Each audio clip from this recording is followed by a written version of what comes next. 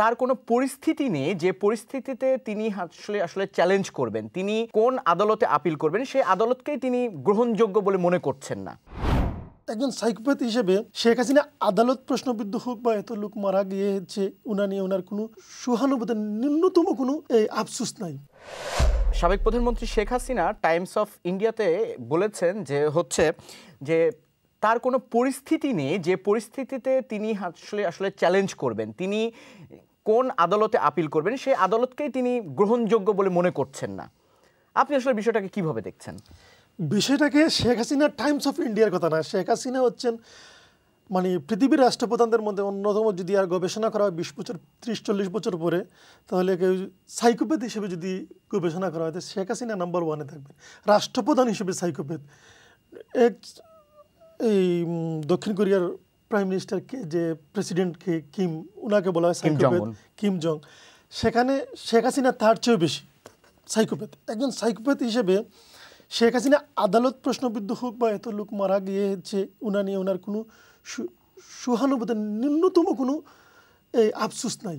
তো উনি কি বললেন না বললেন সেটা তো জনগণ এটা এই মুহূর্তে নেবে না। তার চেয়ে বড় কথা হচ্ছে আমরা যারা বঙ্গবন্ধু শেখ মুজিবুর রহমানের ইতিহাস পড়েছি আমরা তো দেখি 71 পর্যন্ত 7ই মার্চ পর্যন্ত যদি আপনি বঙ্গবন্ধুর জীবনী পড়েন তো বঙ্গবন্ধুর বাংলাদেশের স্বাধীনতা এবং স্বাধীনতা নিয়ে একটা বিশেষ অবদান ছিল। প্রেক্ষাপটটা তৈরি করার মতো একজন নেতা ছিলেন, যেটা আপনি স্পিড পাবেন। সেই বঙ্গবন্ধু তার শাসন আমলে ভারতের মদদে হোক বা পৃষ্ঠপোষকতা হোক যে ফাঁদে পাড়া দিয়েছিল, তার উত্তরসূরি হিসেবে শেখ হাসিনাকে উচিত ছিল সেখান থেকে শিক্ষা নিয়ে বাংলাদেশের সুশাসন প্রতিষ্ঠা করা। কিন্তু বঙ্গবন্ধুর চেয়েও বঙ্গবন্ধু একদিনই মারা গিয়েছেন, যিনি বেঁচে গিয়েছেন।